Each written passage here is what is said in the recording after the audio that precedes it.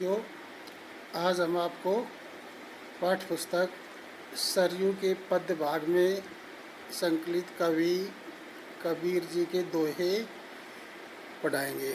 पहला दोहा है, गुरु गोविंद तो एक है, दूजा ये आकार,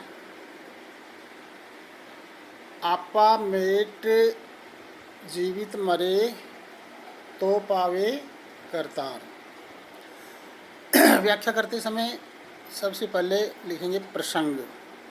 प्रस्तुत दोहा हमारी पाठ्य पुस्तक सरयू में संकलित कवि कबीर जी द्वारा रचित दोहों से अवतरित है। इस दोहे में कवि कबीर जी ने मन में स्थित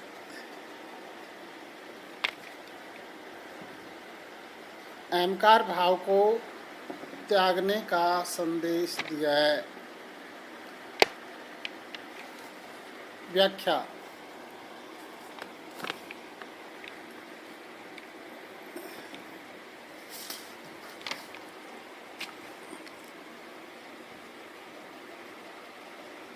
कबीर जी गुरु की महत्ता का वर्णन करते हुए कहते हैं कि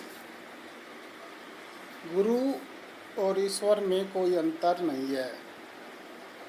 हमारे शरीर में स्थित मन ही इन दोनों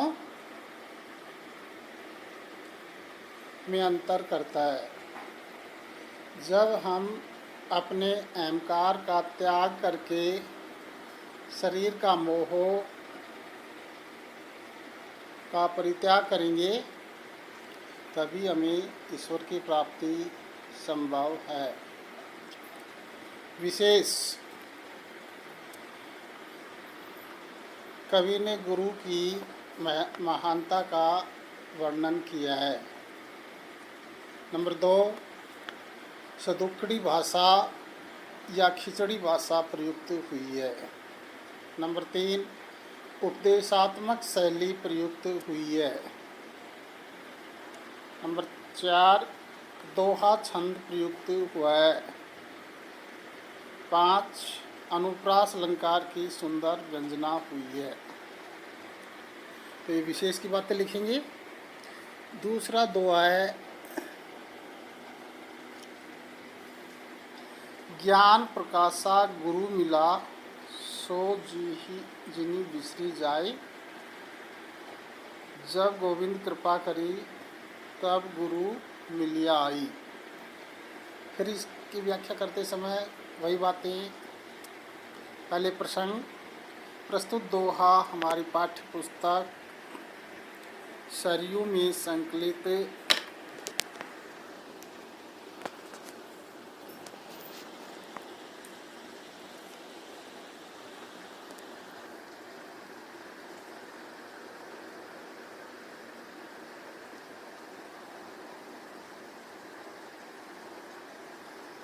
कबीर जी द्वारा रचित दोहों से अवतरित है। इस दोहे में कवि कबीर ने बताया है कि गुरु से साक्षात्कार होने पर हमारे जीवन में ज्ञान रूपी प्रकाश का आविर्भाव होता है। व्याख्या। कवि कबीर जी गुरु की महानता का वर्णन करते हुए कहते हैं कि गुरु के संपर्क में आने से ही जीवन में व्याप्त अज्ञानता का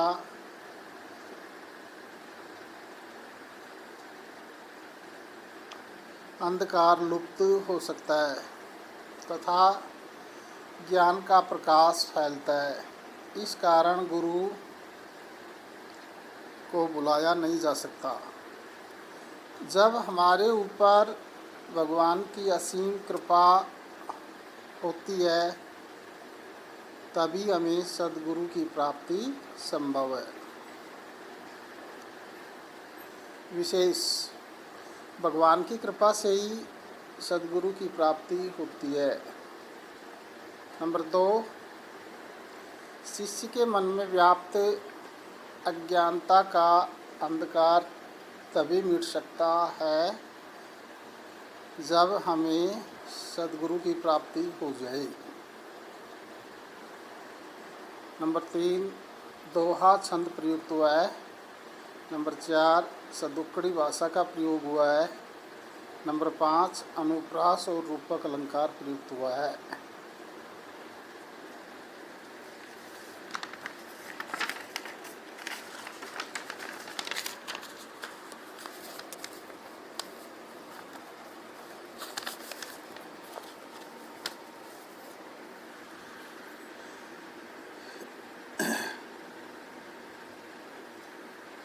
तीसरा दोहा है, पीछे लागा जाई था लोक वेद के साथ,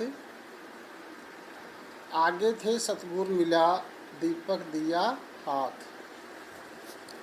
प्रसंग, प्रस्तुत पद हमारी पाठ्य पुस्तक सरयू में संकलित कवि कबीर जी द्वारा रचित दोहा से अवतरित है। इस दोहे में कबीर जी ने बताया है कि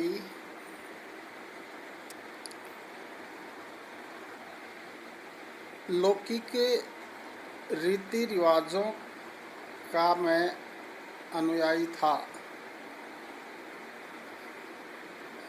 लेकिन गुरु की असीम कृपा होने से मैंने उन रूढ़ि रीतियों का त्याग कर दिया है। व्याख्या, कबीर जी गुरु महिमा का वर्णन करते हुए कहते हैं कि मैं गुरु के अभाव में रूढ़ि रीतियों का अनुसरण कर लौकिक बातों का अनुसरण किया करता था।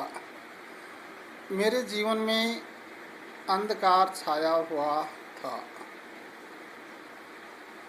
लेकिन उसी समय मुझे सतगुरु की प्राप्ति हो गई, जिन्होंने मेरे जीवन में प्रकाश फैला दिया, अर्थात मेरे हाथ में ज्ञान रूपी दीपक दे दिया।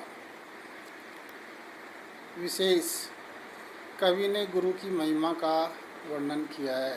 नंबर 1 बिंदु। दूसरा पॉइंट है, दोहा छंद प्रयुक्त हुआ है। 3, सदुक्कड़ी भाषा का प्रयोग हुआ है। नंबर 4, अनुप्रास रूपक अलंकारों का प्रयोग हुआ है।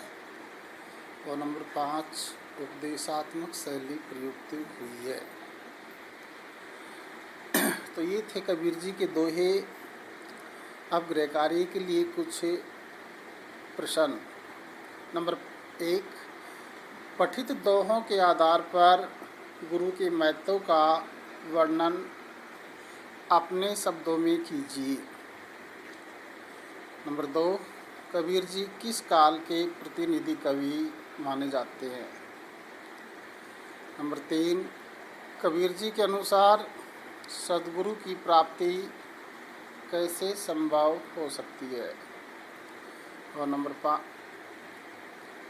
4, कबीर जी के मतानुसार सद्गुरु हाथ में